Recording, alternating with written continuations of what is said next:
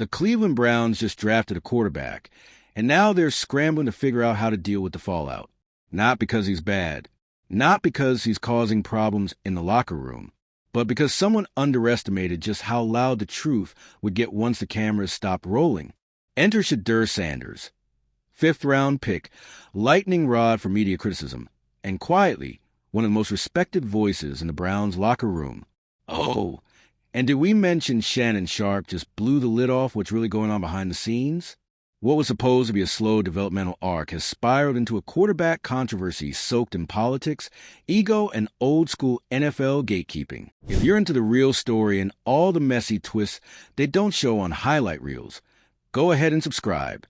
And if you're sticking around to see how this Browns QB chaos plays out, you should definitely be subscribed. And now the Browns are facing a truth they can't spin away. They might have accidentally drafted the future, and their expensive, messy present isn't ready to let go. So here's the setup. Shedeur Sanders enters the 2025 NFL Draft as a high-profile, polarizing prospect, not because he lacked talent. Let's be real. The man was breaking records at Colorado and showing off poise that most rookies can only dream of, but because he didn't play by the NFL's unspoken rules. You know those rules. Be humble but not too vocal. Confident but deferential. And above all, don't look like you're trying to change anything. Instead, Shedeur came in unapologetically himself. He talked about building his brand. He handled media questions with charisma and a little bit of that Deion Sanders DNA. aka confidence that makes traditionalists twitch. And the NFL draft machine hated that. He dropped to the fifth round. Fifth, not because he wasn't prepared, not because he didn't have tape to back it up, but because teams questioned his intangibles. You know, those weirdly vague criticisms that always seem to follow young black quarterbacks with a little too much swagger for the scouts' comfort. Even before he threw a single NFL pass, the takes were flying. He's not ready. He's a distraction. He's too into social media. But behind the scenes, a very different story was unfolding. Once Shedeur hit the Browns facility, everything changed. Coaches were reportedly floored by his maturity. Veteran players were impressed with his understanding of the game, his command of the huddle, and, most importantly, his leadership. This wasn't a kid trying to prove he belonged. This was a quarterback walking in like he already knew where he was headed. And it started to make people uncomfortable. Not the team, the system. Because let's talk about the elephant in the room, Deshaun Watson. The Browns gave him a fully guaranteed $230 million contract, one of the most controversial deals in league history. That kind of investment doesn't just sit on the bench, even if he's underperforming, even if there's a young guy showing more promise at practice every day. So now you've got Shedeur shining in workouts, winning over teammates, and making it really hard for coaches to ignore him. And what happens next? The media storm intensifies. Old interview clips get dragged up. Speeding tickets become headline news. Every little hiccup gets amplified like it's a federal crime. Cue Shannon Sharpe. In a now viral segment, Sharpe doesn't just defend Shedeur. He torches the entire setup. He points out the double standards that follow confident black quarterbacks. He compares Shedeur's treatment to guys like Cam Newton, Lamar Jackson, and even Patrick Mahomes early in his career. The message is clear. This isn't about readiness. It's about comfort. And Shedeur Sanders makes the old guard very uncomfortable. Let's be blunt. This isn't just about a rookie QB fighting for reps. This is about a culture clash that's been brewing in the NFL for years, and now it's exploding in Cleveland. You've got a team caught between two worlds. On one side, the entrenched front office clinging to a massive investment that hasn't paid off. On the other, a new school quarterback who refuses to dim his light just to make the executives feel in control. And here's where it gets messy. The Browns know Shedeur is special. They've seen it up close. But starting him would mean admitting that maybe, just maybe, the $230 million man isn't the answer. And that's a PR nightmare. So instead, they stall. They let Watson start. They downplay Shedeur's progress. They tell the media he's still developing, while everyone inside the locker room knows he's already there. It's not just unfair. It's sabotage dressed up as patience. Meanwhile, The media plays along. When Shedeur throws a pick in practice, it's national news. When he outplays the vets in team drills, crickets. And if you're wondering why that sounds familiar, congratulations, you're seeing the pattern. Because when quarterbacks like Josh Allen or Baker Mayfield struggle, it's development. When guys like Shedeur make a mistake, it's a referendum on their entire identity. This is what Sharpe meant when he said Shedeur isn't just playing football, he's fighting a system. Outro, the Browns' regret is only just beginning. So here we are. The Browns are stuck in a familiar nightmare of their own making. They've got a potential franchise QB sitting on the bench, while their $230 million investment continues to underwhelm. The fans are starting to notice. The locker room already knows. And the media, well, they're trying really hard to keep the old narrative alive. But here's the truth. Shedeur Sanders is already reshaping what it means to be a franchise quarterback. Not just with his arm, but with his presence. He's poised, he's respected, and he's not afraid to challenge the script. The Browns thought they were getting a developmental project. What they got was a cultural reckoning. And now, as pressure builds, every week they keep Shedeur on the sideline becomes a statement. Not about readiness, but about resistance. Resistance to change. Resistance to leadership that doesn't fit the mold. Resistance to a player who refuses to shrink himself for their comfort. So what happens next? Maybe Watson keeps starting until the pressure gets too loud. Maybe Shedeur finally gets the nod and never looks back. Or maybe, just maybe, the Browns pull a classic move and let him walk, only to watch him become a superstar somewhere else. But no matter what, the regret is already setting in. Because the Browns didn't just draft a quarterback. They drafted a disruptor. A mirror held up to the league's outdated ideas. And you can bet they're starting to realize, once that mirror cracks, you can't unsee the reflection. Let's break down the real mechanics here. The depth chart politics nobody wants to admit exist. NFL coaches love to say the best player will play. It's one of those stock lines, like we believe in our guys, or we're just taking it 1 week at a time. But behind closed doors, that's not how it works. Not when money is involved. Not when reputations are on the line. And especially not when you've committed hundreds of millions of dollars to a quarterback who came with a storm cloud of controversy, like Deshaun Watson. There's no graceful way to admit that a fifth-round rookie might be outshining the guy you handed a blank check to. It's not just about benching Watson. It's about publicly admitting you gambled the future on the wrong man. That's why Shedeur's presence is such a problem. Not because he's failing, but because he's thriving. And unlike other backup QBs who play the quiet, wait-your-turn game, Shedeur isn't hiding. He's visible, he's vocal, he's confident, and he has every right to be, because his teammates trust him. That's the part that scares the execs the most. You can't coach that kind of presence. You can't buy it, either. And once a locker room believes in someone, it doesn't matter what the depth chart says. The power starts to shift. You can feel it in interviews, in whispers, in the way veteran players throw subtle praise his way. He just gets it. There's something different about him. Translation. We see what's going on, even if the coaches won't say it out loud. This isn't about reps anymore. It's about control. And right now, the front office is clenching the wheel a little too tight, hoping no one notices that the guy in the passenger seat might be a better driver.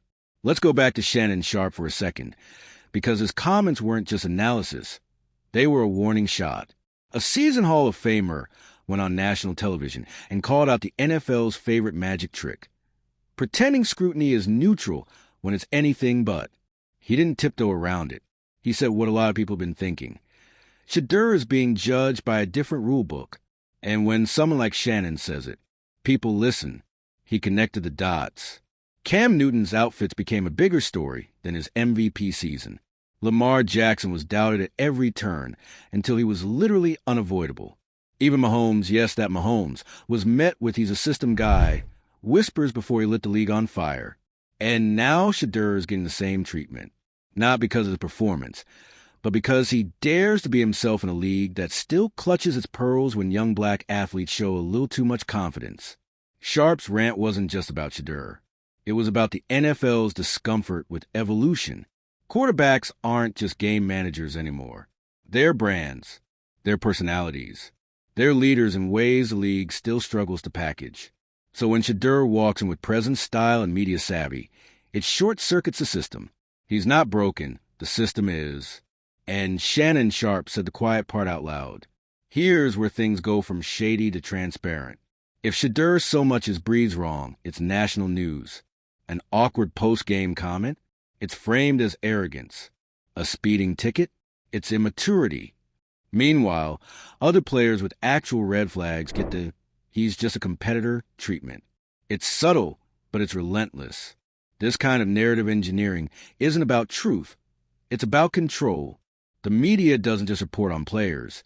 It shapes how we're allowed to feel about them. And once they pick a lane, good luck changing it. They decided Shedeur was cocky before he ever put on a Browns jersey. So now every story bends to that arc, even when the facts don't match. It's narrative sabotage. And the wildest part? He hasn't even started a regular season game yet. This is all happening while he's holding a clipboard, staying professional, and quietly building trust with the people who actually matter, his teammates. That's what makes this so insidious. He's being painted as a problem when all the actual evidence says he's a solution. It was slow at first. But Browns fans aren't blind. They've been burned too many times to miss the signs. They've seen top picks bust. They've seen hyped-up signings fall flat. So when someone starts showing actual leadership, actual football IQ, actual poise, they notice. Training camp videos don't lie. Neither do sideline interactions. Fans are starting to pick up what the media is trying to hide. Shedeur isn't just surviving, he's thriving. And the more the team tries to downplay it, the more obvious it becomes that something's off. There's a quiet rumble turning into a roar. You hear it in Reddit threads, in fan forums, in post-game call-in shows. People want to see Shedeur play, not because it's trendy, but because it's earned. And the Browns? They're one more Watson meltdown away from a full-blown quarterback revolt. Let's game this out, because we're officially in no good option territory for Cleveland. Option 1. You ride with Watson out of sheer pride and hope the performance improves. If it doesn't, you lose the locker room, the fan base, and probably the season. Option 2. You hand the reins to Shedeur and admit that your $230 million man is just a very expensive backup. Good for morale, bad for PR. Option 3. You play games with Shedeur's reps. Maybe sprinkle in some special packages, delay the inevitable, and try to slow cook the controversy. But eventually, you're going to run out of excuses. And let's not forget the wild card. Other teams are watching. If Shedeur's situation becomes untenable, there are franchises lined up to poach a quarterback with poise, brains, and locker room respect. If Cleveland fumbles this, someone else will cash in. Because talent like this, you don't sit on it forever. Not unless you want to be the next cautionary tale. What's happening with Shedeur Sanders isn't just a quarterback story. It's a generational shift. A test of whether the NFL is ready to evolve, or if it's going to keep sabotaging players who don't fit the old script. The Browns thought they were drafting depth. Instead, they drafted disruption. And now they're being dragged, kicking and screaming, into a quarterback culture where they thought they could avoid. But the thing about change, it doesn't care if you're ready. Shedeur isn't just knocking on the door. He's about to kick it in. Shedeur Sanders doesn't need to pound his chest or stir up drama to get attention. The wild part is, he's not even asking for the spotlight. It keeps finding him. Because when you walk into a broken system with a working blueprint, the whole room starts to feel exposed.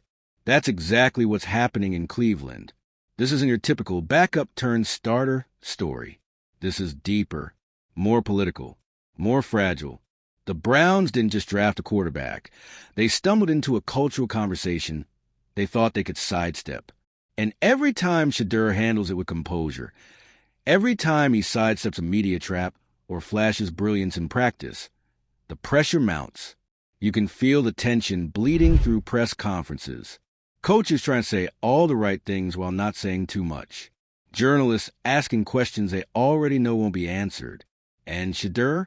He just stays cool, always smiling, always measured, always giving kind of response that says, I know what you're doing, and I'm not giving you the soundbite you want. But here's the secret that's getting harder to contain. This team is listening to him, and not just rookies or practice squad guys. We're talking about veterans. Guys who've been through QB controversies, who know what leadership feels like and what fake raw energy looks like. And Shedeur, he walks into the huddle, and people lean in. He talks in the film room, and people take notes. That doesn't happen by accident. That's not a social media following or a famous dad doing the heavy lifting. That's presence. That's command. That's something you either have or you don't. And Shedeur's got it. The Browns are stuck between the old and the new.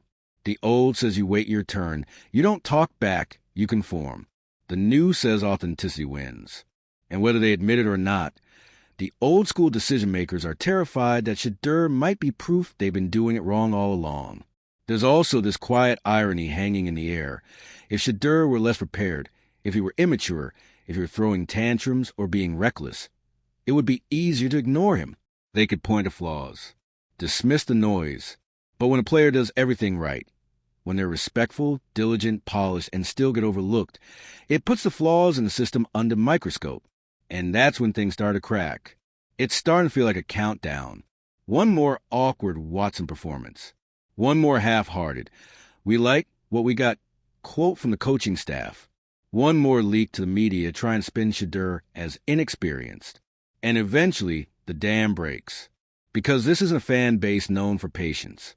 Cleveland fans have lived through enough heartbreak to fill a documentary series. They know what bad quarterback play looks like. They've seen every version of wait and see collapse into maybe next year. So when someone shows even a flicker of being real, they get hungry, not for perfection, just for possibility. That's what Shedeur represents. Not just hope, but earned hope. And that's what makes this situation so combustible. Because if you're the front office and you bet everything on a guy who's not delivering, the last thing you want is the rookie outplay him on the low. That's why they downplay the positive reports. That's why they micromanage his media appearances. It's not about protecting Shedeur. It's about protecting the narrative. But you can't control a narrative that's no longer cooperating. And right now, reality is refusing to follow the script. What unfolding isn't just one team's growing pains. It's a microcosm of the NFL's identity crisis. The league wants innovation, flash, and personality, as long as it's packaged in a way that doesn't threaten the status quo. And when it is, the backlash comes fast, subtle, and often coded. Take a second and compare how different quarterbacks are talked about. When a white rookie is outspoken, he's a gamer, a fiery leader. When Shedeur is confident, it's framed as arrogance or entitlement. That double standard is exhausting, and it's not just theoretical. It affects contracts, media coverage, fan perception, career longevity, everything. And Shedeur's experience is shining a floodlight on all of it. He's not trying to be a symbol, but he's becoming one anyway. And the Browns? They're stuck in a weird purgatory, both benefiting from his presence and being terrified of what it means. If they embrace him too fast, it might look like they're throwing the towel on Watson. If they delay too long, they risk losing the locker room and the fans. It's a no-win situation of their own creation.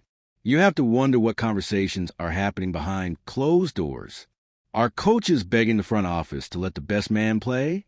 Are PR teams drafting statements just in case the team needs to pivot? Are teammates privately telling Shedeur to stay patient, knowing full well the storm is coming? And make no mistake, the storm is coming, because this kind of tension doesn't just simmer forever. Eventually, something breaks. Maybe it's a sideline blow-up. Maybe it's a viral throw from Shedeur in a preseason game that leaves Twitter and the team facility buzzing. Maybe it's just another Watson misstep that forces the staff's hand. But it's coming, and when it does, the Browns will have to make a choice. Not just about who starts at quarterback, but about what kind of team they want to be. Do they cling to outdated hierarchies? Or do they embrace what's right in front of them? The smart play? You already know it. Let the guy who's actually leading take the reins. Admit you got lucky with a fifth-round pick who's outperforming expectations. Lean into the future instead of protecting a broken past. But in the NFL, logic doesn't always win. Politics do. That's the scary part.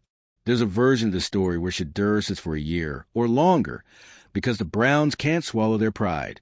And by the time they're ready, he's already mentally checked out. Or worse, he's playing somewhere else.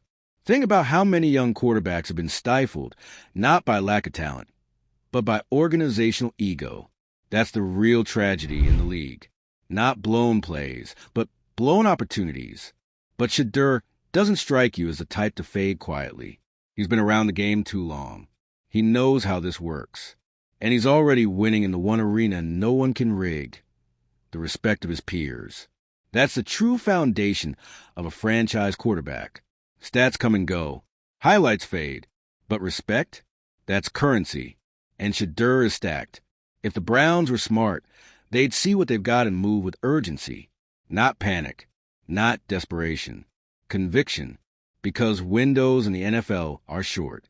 And if you've got something special, you don't bench it, you build around it. But if they fumble this, the regret won't be instant. It'll be long, slow, and public. The kind of regret you watch every Sunday as Shedeur shine for another team, while Cleveland wonders what could have been. The choice is theirs, but the clock is ticking. So what do you think? Are the Browns being cautious, or are they sabotaging their own future? Is Shedeur Sanders the real deal, or just another victim of NFL politics? Let us know in the comments. And if you're as obsessed with this quarterback chaos as we are, go ahead and subscribe. This story, it's just getting started. And when the next chapter hits, you'll want a front row seat.